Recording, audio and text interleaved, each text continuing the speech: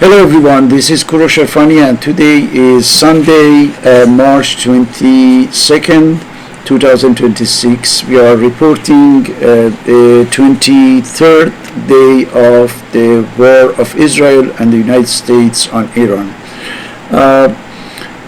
We are now almost 24 hours away from the end of ultimatum given by President Trump to Iran in order to open the Strait of Hormuz, as you know, which means that tomorrow, with something like, let's say, almost 20 hours, here we have an idea about the end of this ultimatum, and we are going to have, according to Trump, the operation against the power plants in Iran, starting with the most important one.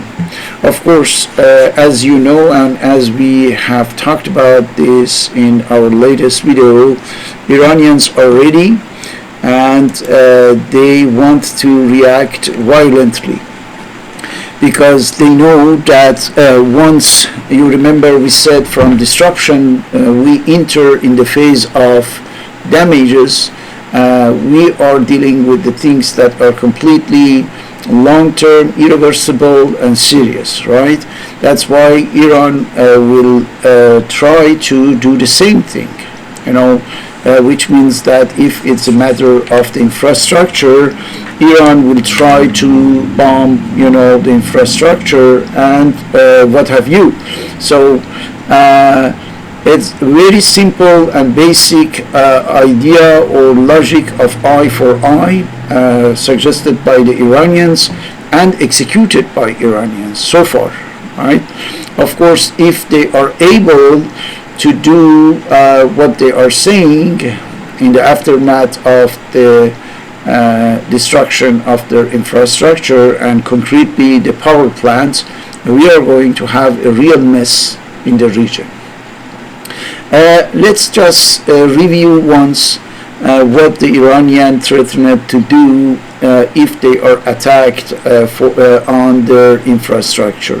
First is a matter of closing completely Strait of Hormuz, because as you know, right now there are some tankers, cargoes and ships that are passing away over there, the Chinese ones, the Indian ones, Pakistanis for example, but they are talking about completely closing the Strait of Hormuz until they can rebuild their power plants. So we don't know. It's a matter of several weeks or months or years, we say, right? The other things that they are suggesting is to attacking and targeting all power plants and the energy and information technology infrastructure of Israel across that country, right? So it's a matter of power plants, energy plants, and of course anything that belongs to the different big companies that have some branches or offices or centers over there, and all these infrastructures will be targeted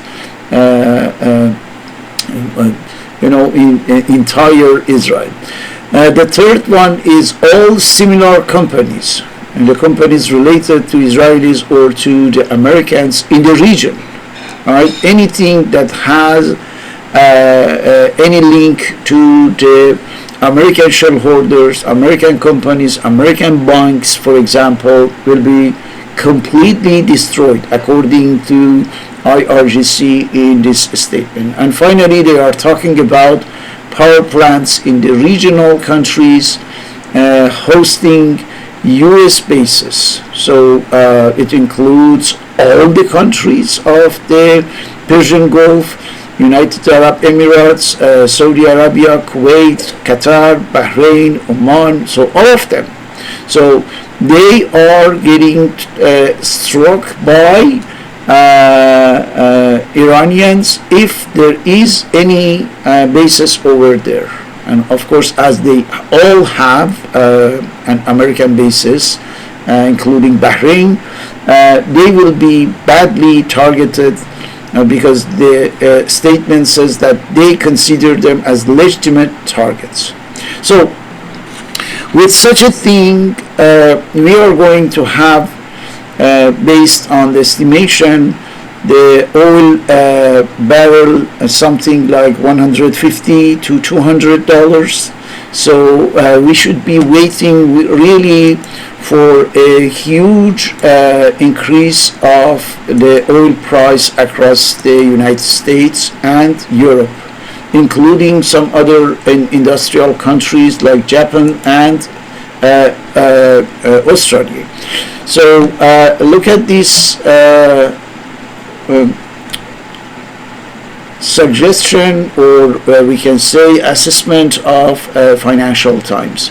World faces gas supply cliff edge as Gulf's final LNG shipments approach ports.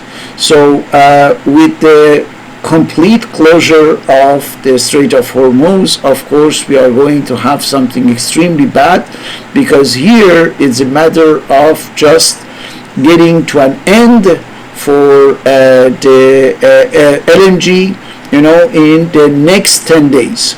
So it could be even sooner than that, right? Because this is in case the Strait of Hormuz is open and they can, export something. But if there is not, now let's imagine that such a thing happens. All right, and we are going to have maybe the worst economic crisis of the 21st century. Nothing, if we remember, in 21st century could be compared to the crisis that is coming. If you are talking about 2007, 2008, well, that was a severe economic crisis, but it won't be comparable with what is coming, all right? Because we are now talking about durable effects of this war, all right? And the people, the different sources like Financial Times or The Economist are talking about months and in some cases years, right?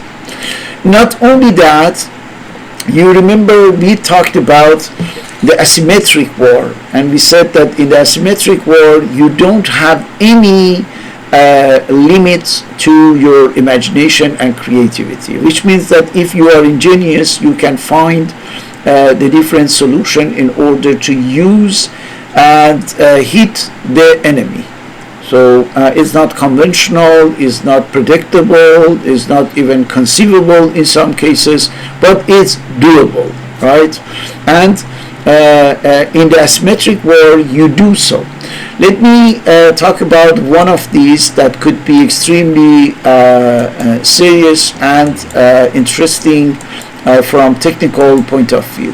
As you know, the global internet is linked, the different parts of the world are linked through the cables, right? And these cables, we are talking about something like 95 to 99% of the global internet that flows through undersea cables, right, across the world.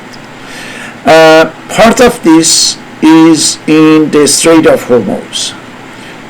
Some estimation are talking about 30% of the world's internet that passes through this checkpoint of the Strait of Hormuz.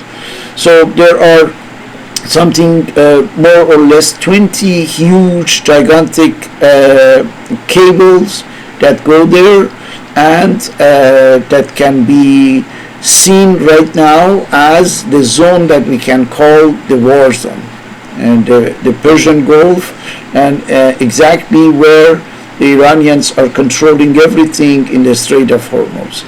So the people who are informed about this are telling us that once this ultimatum is finished, and if the Americans start to attack the infrastructure of Iran, one of the things, only one of the things, beside what we said, right?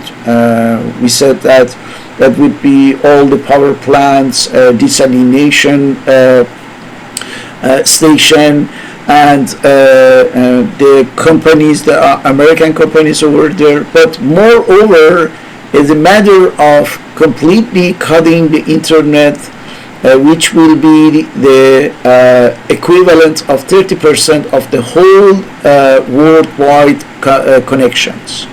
And don't forget that before this happens, the Houthi in Yemen tried that, and they got ahead. It was successful, and the Iranians are copycatting, the same model, and they are trying to do the same thing in the Strait of Hormuz that what was done in the Red Sea by the Houthi. And don't forget that the Houthi are ready again to renew, that operation if Iran requests, or if they think that it's done. So 30% over Strait of Hormuz. I don't know exactly because I don't have any source for that. How much for the Bab al-Mandab in the Red Sea Strait, and you can get lots of activities related to internet completely shut down. We are talking about, for example, those activities that relate to internet, right? Somehow banking, online banking, of course, any cloud services. So we know that a big company like Google, Amazon, Apple are using these cloud services. The crypto will be dead, at least for some parts of the world, and don't forget that the necessity of interconnection in order to have the transaction online. Communications, different kinds of communications will be completely down. So we are talking about a kind of huge drop of activity in all these fields, plus financial markets that would be also affected. So this is just one of the initiatives Iranian can have in the frame of the asymmetric war if they are attacked in 24 hours by the Americans on their infrastructures.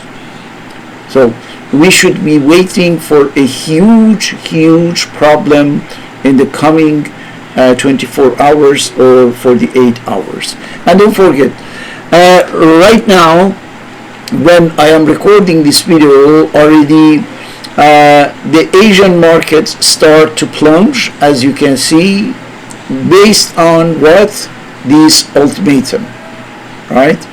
All the indexes in Japan, in South Korea, in Hong Kong markets are tumbling, because they are not sure that in 24 hours, in 48 hours, it would be even possible to connect to the servers that are necessary to make any transactions. So that's why they started to fall, to tumble, and also the market of the futures, as you know, the futures market are open even on Sunday, and they started to show the negative percent. So just for the Japanese cases, the famous Nikkei 2025 is a matter of something like 4% of drop, right? It's a huge drop. If it's translated in the American stock markets in a few hours, with the Dow Jones in New York opening just let's say in less than 12 hours. Okay, so if it goes from Monday, on the American stock market in this way, I am pretty sure that because it would be the third or the fourth weeks consecutive that this drop, this huge downfall of the stock market continues.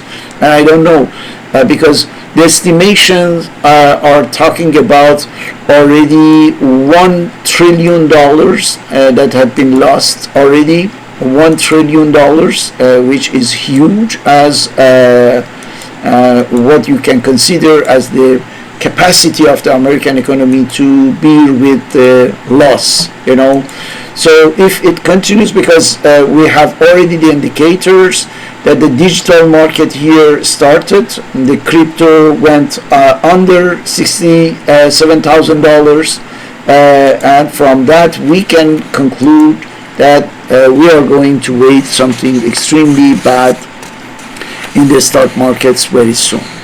So the one question is crucial. Why such a chaos? Why we are going to have more and more problem with any decision Israelis or Americans are carrying out in this war, in this 23rd day of the war? Why?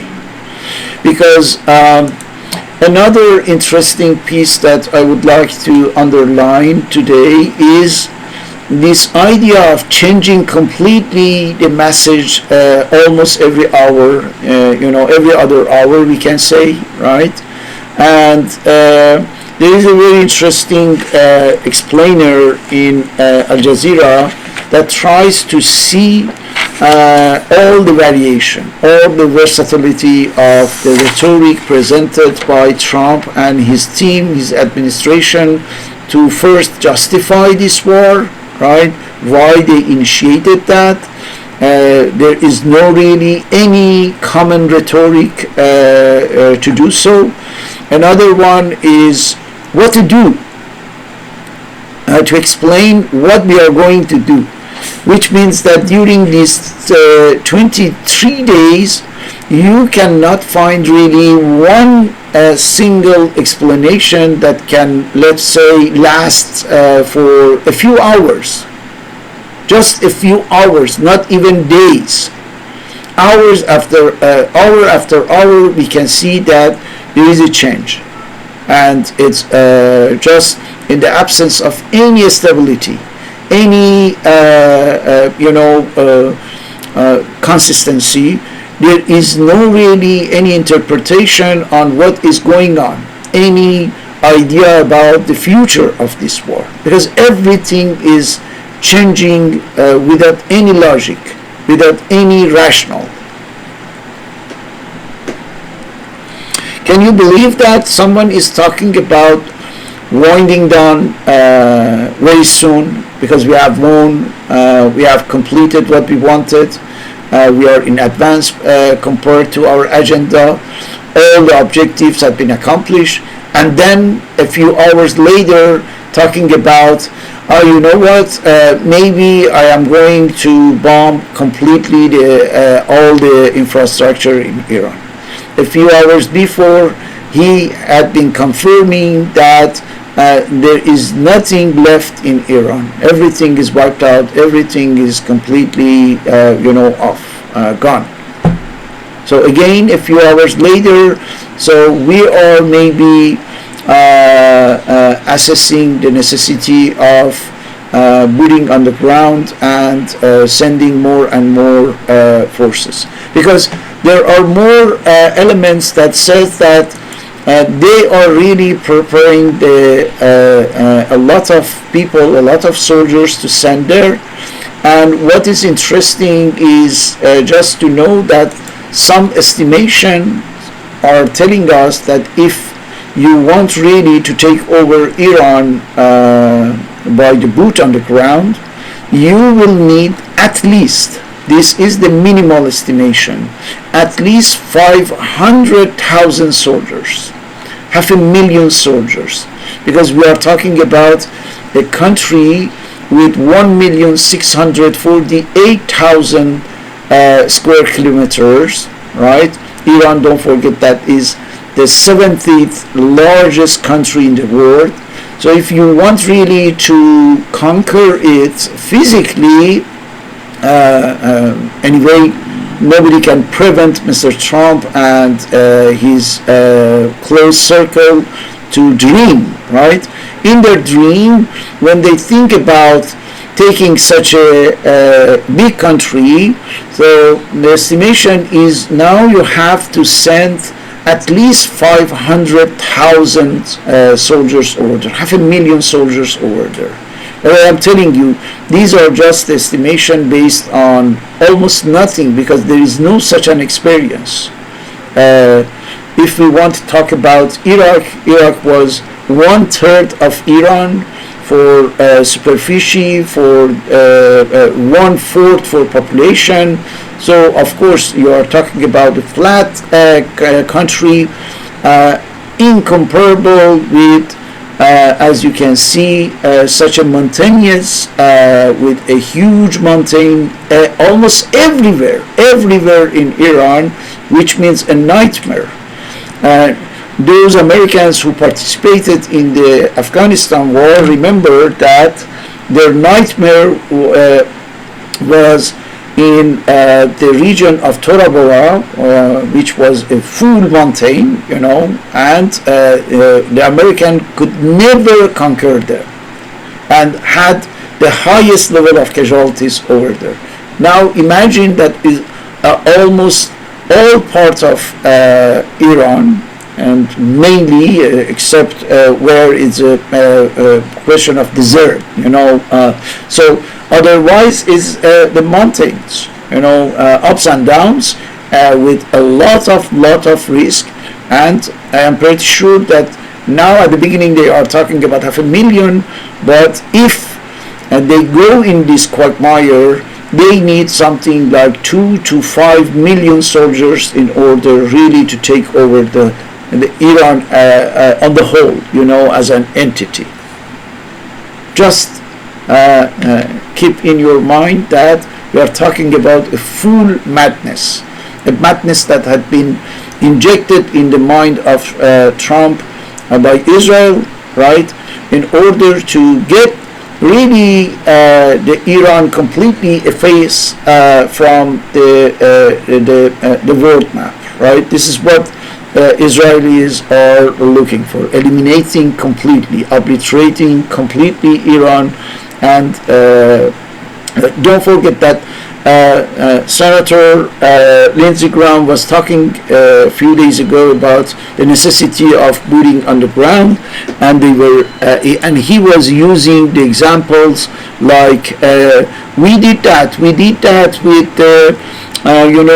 Iwo Jima Island during World War II, but not talking about 26,000 total casualties of the Americans over there when they wanted to take over that island from the Japanese army, right?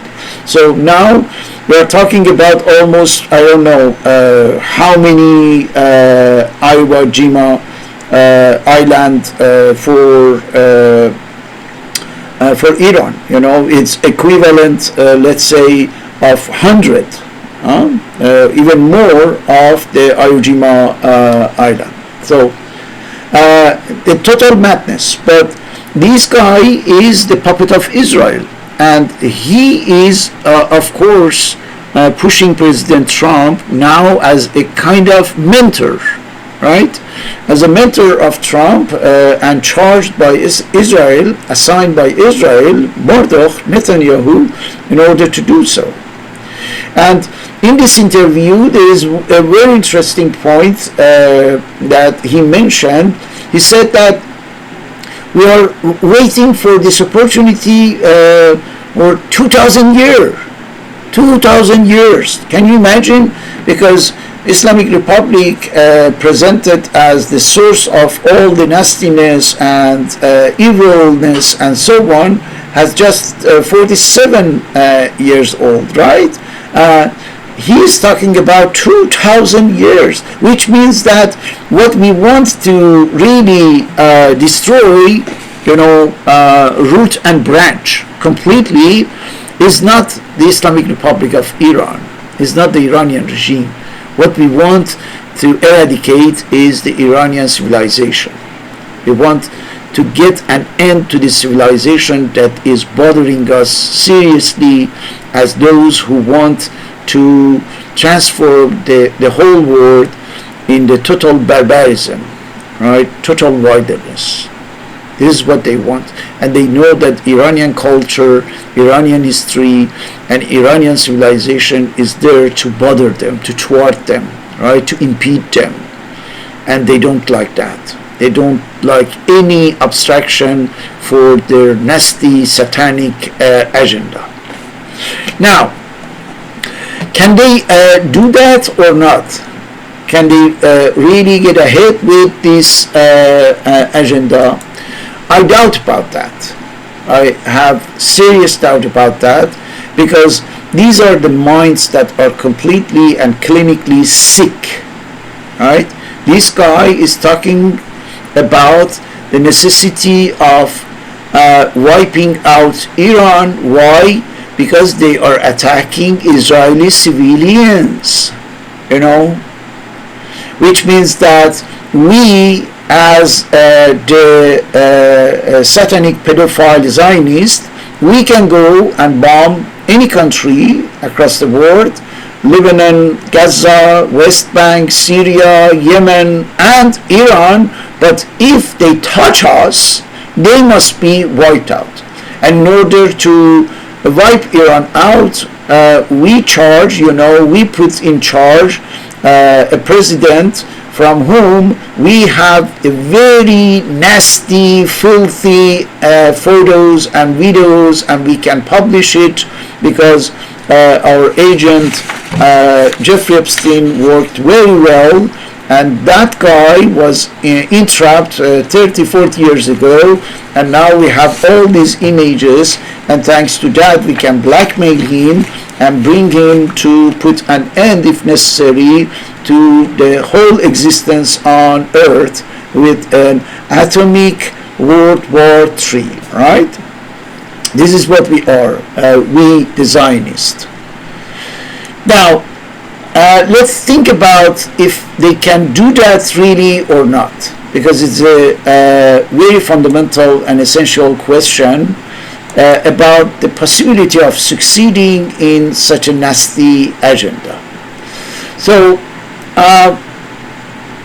in order to answer this question, I would like to bring you a scheme about the necessity of having a strategy in a war or not. You know that when you want to wage a war, you need a strategy. Strategy is the roadmap, is the long-run roadmap, and in that map you have the different stages, right? And each stage is explained in detail, and you know exactly what you want to do at every step in order to get to your ultimate goal.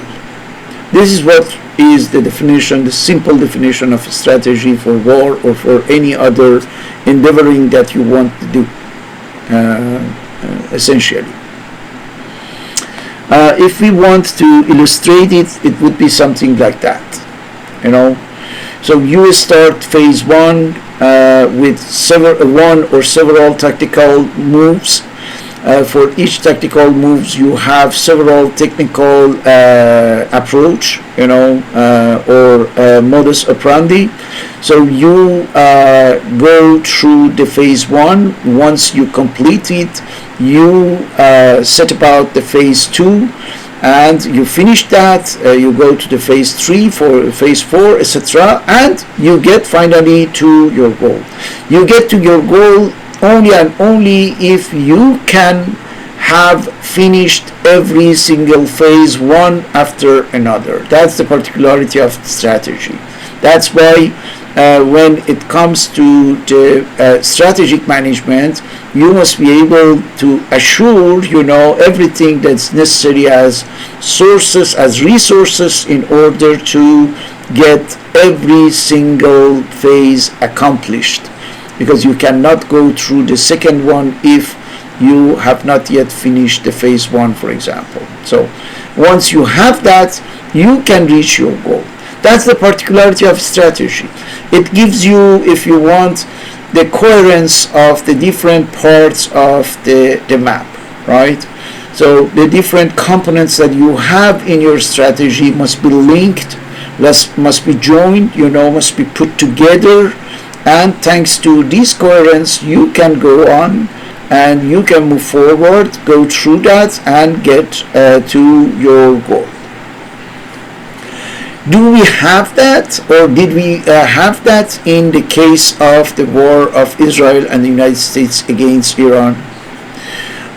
As I told you, when the people try to really review everything in order to have a better understanding of how the things started, how the things are going on, and how they can finish this job, you see, they start to gather all the elements and components. That's why I invite you really to go over this explainer, where it's a matter of this: what does it say about US strategy?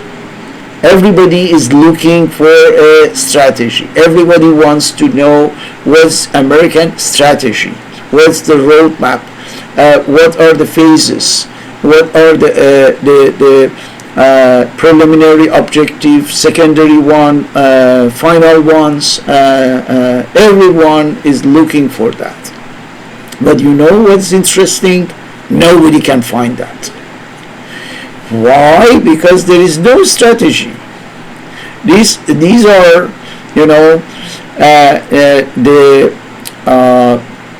let's say the adventure, right? The adventure that starts with the idea of doing something in order to see if it can work. The trial and error, right? If it works, it's good.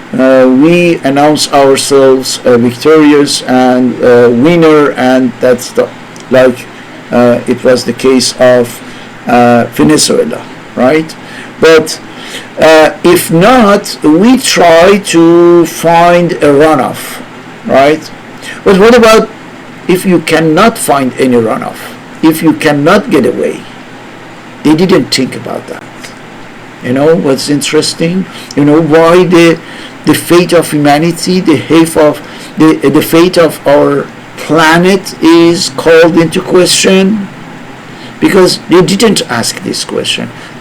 In case, what's the plan B if we couldn't really get what we want in day one or day two, because this is what they wanted. Really, this is what they thought.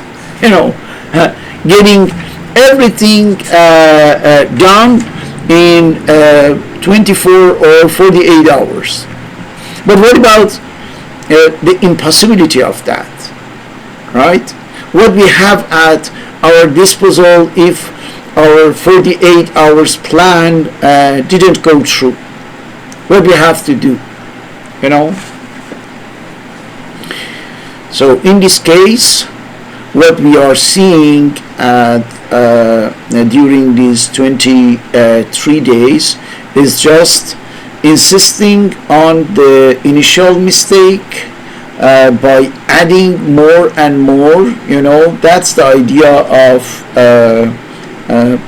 running up the mistakes, the errors, the misjudgment, and so on, right? They are accumulating the errors up to NT, and they try to continue it, to deepen really the crisis, just in order to find something.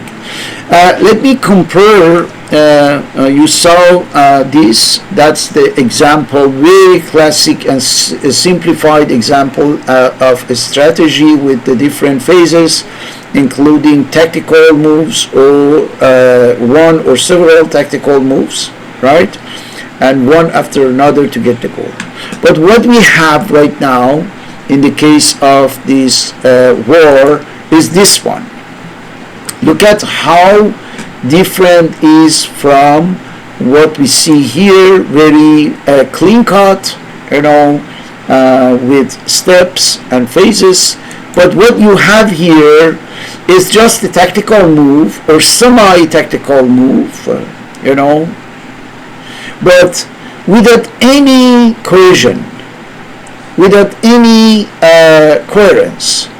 There is no interrelation between them. There is no link. There is no phasing process. There is no logic. Just the moves here and there. Bombing nuclear facility, bombing the missiles production facilities, bombing the inhabitation, or destroying completely school, killing the children. So what is this? This is chaos. The absence of strategy in the frame of a war means chaos. And what the United States and Israel both have right now is just a chaos. So now the question is different. The question is not anymore what's the strategy. We know that there is no strategy. All right? But another question comes up. In the absence of strategy, what they are going to deal with this chaos? Because what we have now is a total mess with 1,000 issues that are, just incrementally rising up. Each problem is stepping up, and we don't see anything as really an exit point. We don't see how they would be able to get out. So that's why now the question is how they want to manage it, how they want to handle the absence of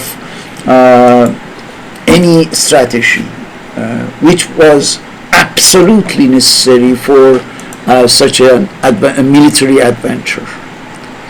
So as we don't have any answer for this, not us, and nobody has an answer. Everybody has just a guesstimate, right? And my guess is very simple. We are going toward the logic of quagmire, which means that I don't see any other option but worsening the situation through any other decision, any other action that they are, adding to this already huge mess that we have.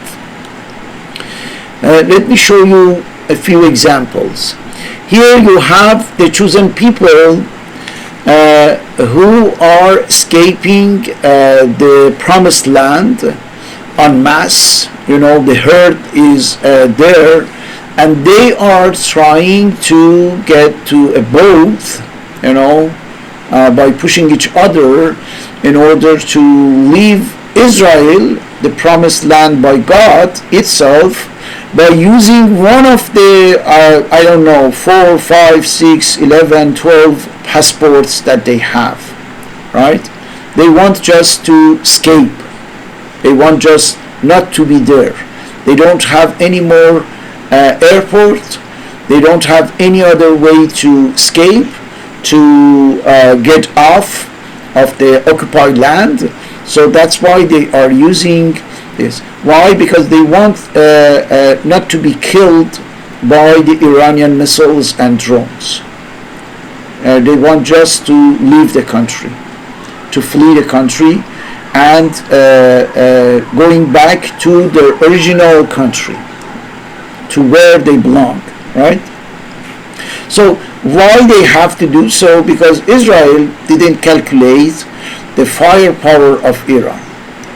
They thought that they can control it at a given moment, and they don't need to be worried about this. So that's why they launched it, at full speed, in a hurry, and now they cannot really handle the fact that the Iranians are able to, send till now I think 73 or 74 waves of missiles and drones over Israel. and with a lot of destruction, a lot of damage, a lot of casualties, and so on and so on. And yesterday we saw that they are even able to go upon the most sensitive areas in Israel where there are the nuclear facilities of the Hebrew state, right? So the examples like this one shows that they were not ready for such a thing, right? Another report is telling us that really a lot of American soldiers are in a kind of depression. Why? Because they know that they are going to be sent where they have to be killed, for Israel. For Israel, and simply because the president was a very sexually, deprived people, or I don't know, extremely sexomaniac 30 years ago. So that's why right now they are in a real depression. They try to get, somehow a solution in order to avoid being sent in the Middle East, where it's a matter of having thousands and thousands and thousands, something like 500,000, in order to be killed, in order to be injured, in order to be handicapped for life. Just for what? For Netanyahu and the filthy Trump. So how to find these people, how to prepare these people mentally in order to send them, preparing them for accepting that they are going to die, for Israel. American soldiers dying for Zionists, so that Zionists can get more and more land in the Middle East in order to create greater Israel, and through that effectively bring down the American empire.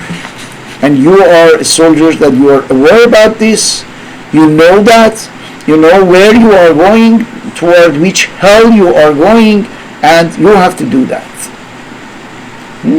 You don't have any solution to walk away.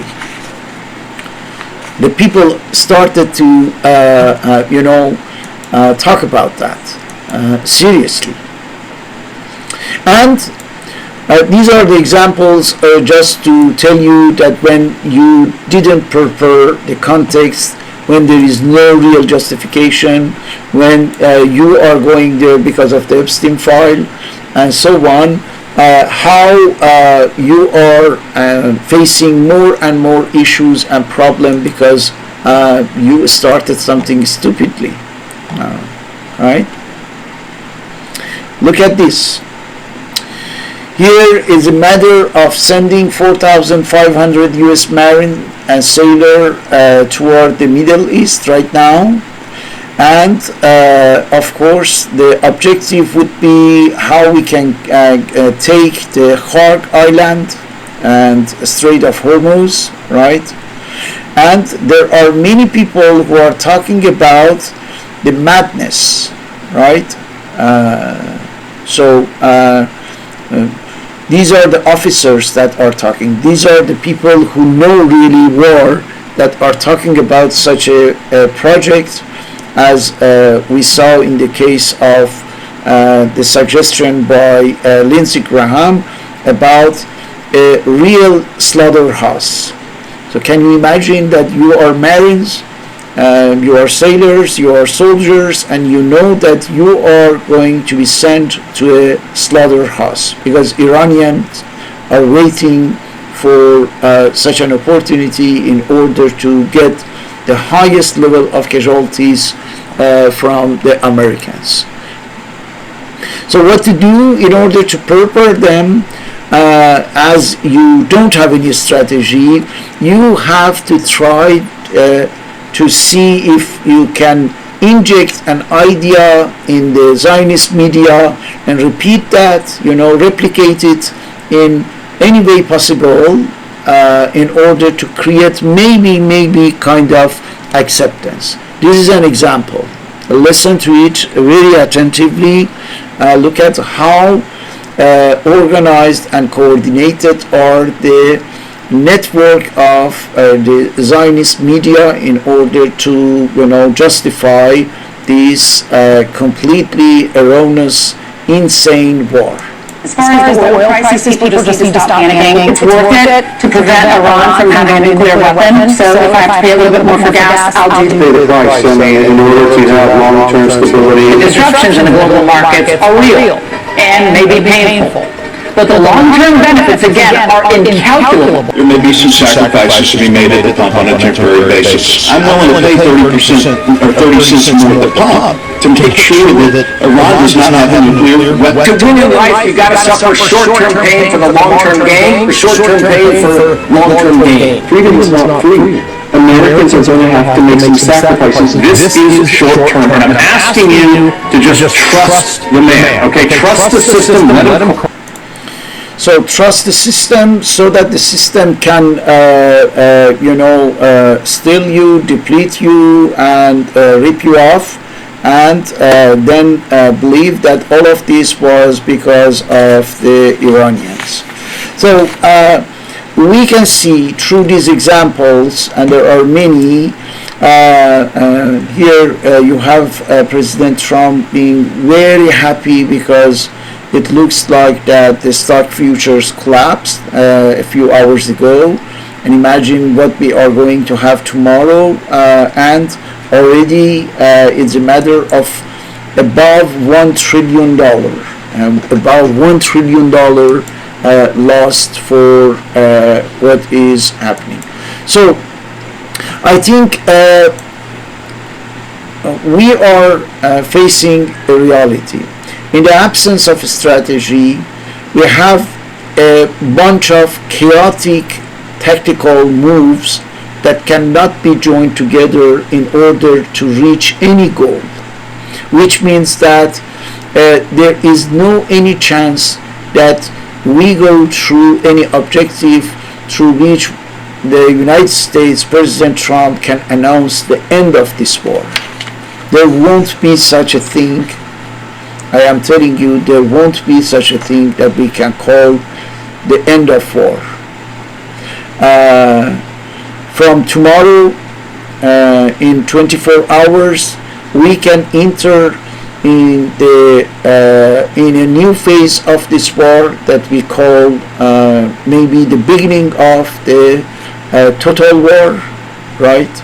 And the total war is a war that cannot be ended but by the total destruction of at least one side.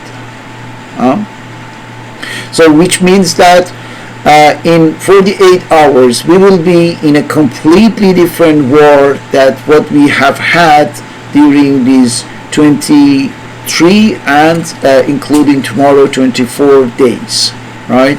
From 25th day we are entering a new kind of war, the total war, all-out war, where it's a matter of suicidal activities by both sides, right, in order to put an end to the existence of the other part.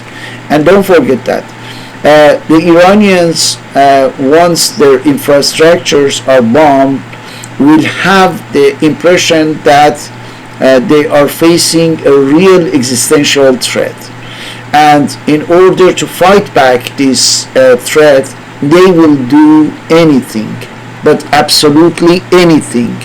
I know that's not imaginable, but we, as the Iranians, we know much better the Iranian regime, the Iranian system than anyone else, right? And I'm telling you that you will see they will be able to do the things that are not really easily calculable, right, for other people. For example, one Iranian in Iranian TV was talking about here, just to give you an idea. Here, the guy is talking about U.S. power grid compromised. That's the title. Why? Because he's talking about, quote, do not underestimate Iran's cyber capabilities, unquote. Okay? As you know, the Iranian hackers are very strong. Iranians are good in cyber attacks, right? And they have already tried here by storing a lot of data from the bank servers or the data servers in general, and also they are able to take control of the US power grid, right? They can take the control of all the computers that are managing somehow a part of, for example, the grid at a level, at a state level, right? So this guy officially in the Iranian TV is threatening about that. So we have already talked about cutting the cables, for example. So plus all the things that they have organized in order to attack the region, including Israel and other countries. For example, with regard to the Arab countries, they presented a kind of list, as you can see here, and they named which power plants they are going to hit if they are attacked by the United States for their infrastructure. They are going to attack in Saudi Arabia, in United Arab Emirates, in Qatar, in Kuwait. They named exactly the oil or the gas power, or even for the case of the United Arab Emirates, the nuclear power plant. Nuclear gas and oil power plus a desalination complex, which means a real disaster, let's say, for the region. A total destruction of the infrastructures that are necessary for the vital activities over there. We are talking about the rich countries that have a huge role in the global economy. And if they don't have internet, if they don't have power, if they don't have water, how they are supposed to function? I'm pretty sure that we are going to have many cases of social uprising in all these countries.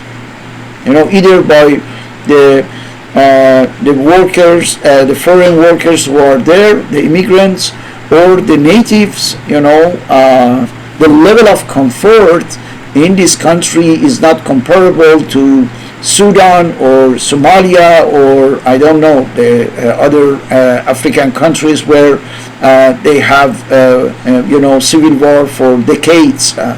Now with all these negative possibilities that are growing up in these countries, for sure we are going to have a regional chaos, a total chaos over there.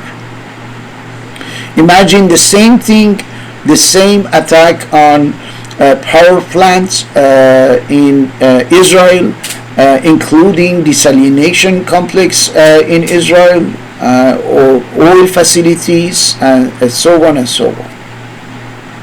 So we are set for something really durable, lasting.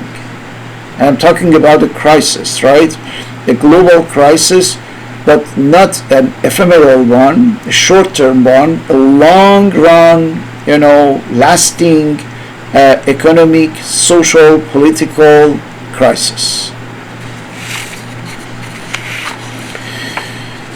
So why I think that there won't be any end to this war, because not only it goes to toward the peak, But this peak, don't forget, you remember we talked about that yesterday. This peak is such that it cannot be a conventional one, which means that from the acceleration to the peak, we are going towards something that would be extremely, let's say, incrementally intensifying and getting to a level where it's a matter of acting according to the madness, total madness. So I am suggesting, I am pointing to the possibility of using the nuclear bomb in Iran, right? And don't forget that there are many indications, not officially, but unofficially, indirectly, implicitly by some countries like Pakistan, like here, Russia, for example. They are saying that be ready to be surprised by Iran. This is the Russian defense minister. They're saying that we know that the Iranians have the things that they didn't reveal yet, and once they reveal that, you will be surprised. The world will be surprised. He's talking about something that we don't know, right? Something that the Iranian developed or the Russian gave them, and most probably something that would be used in the, let's say, final phase of this war, the final toward the peak. And I don't see anything that could be conventional. I am pretty sure that they are not talking about that something that could be normal or usual or conventional in the wars. No. Look, if this statement is true, he says, the Russian defense minister, he says that Iran has a stockpile of missiles capable of destroying the entire Middle East, not just Israel.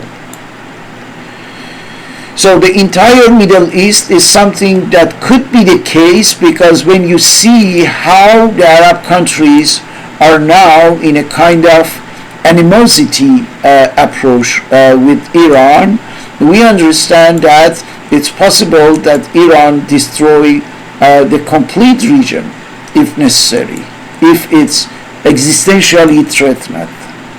Here you have a case that's very interesting.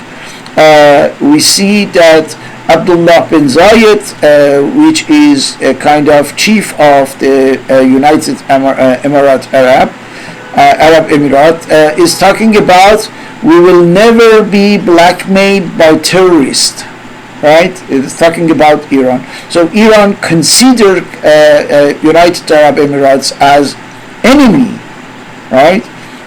The Iranians started to have the announcement by the army speakperson who designated Emirat Arab Unit, Emirat Unit Arab, as, don't forget, as enemy.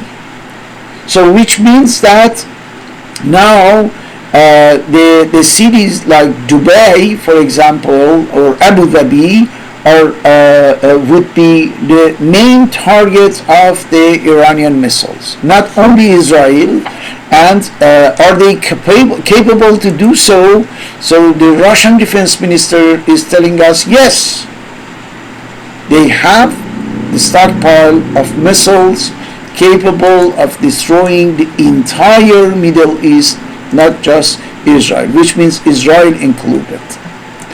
And don't forget that now there are more and more awareness about the destructive role of Israel in anything that can be seen as civilization.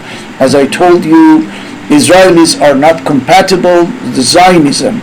The Zionism is not compatible with the human society, with the human civilization. Here you have a very interesting piece of news.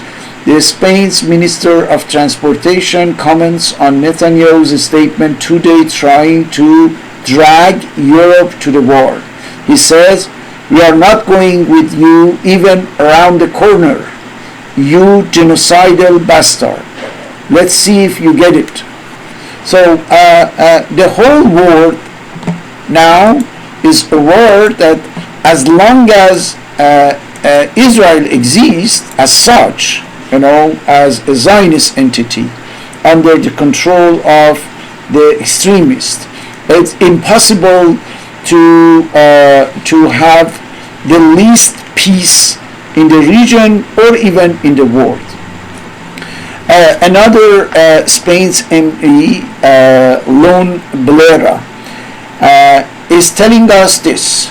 She says, if we don't stop Israel in time, it will do to the whole world what it has already done to the Palestinians. Can you believe that? So, and now there are many people, politicians or not, that are aware that Israel means destruction. Israel means annihilation of the human civilization. It's as easy as that. Which means as long as this entity exists as such, we must not really waiting for anything positive, peaceful, or whatsoever in the world.